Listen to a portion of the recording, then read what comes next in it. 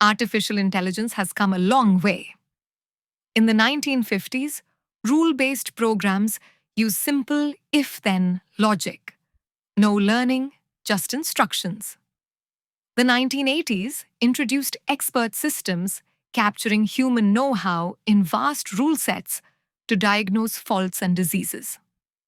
By the 2000s, machine learning algorithms began discovering patterns on their own, powering spam filters and image recognition.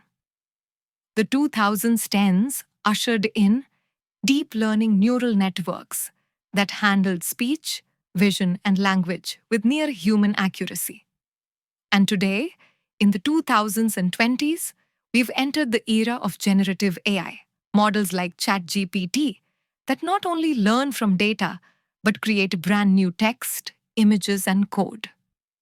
In short, AI no longer just follows rules, it learns, adapts, and even invents.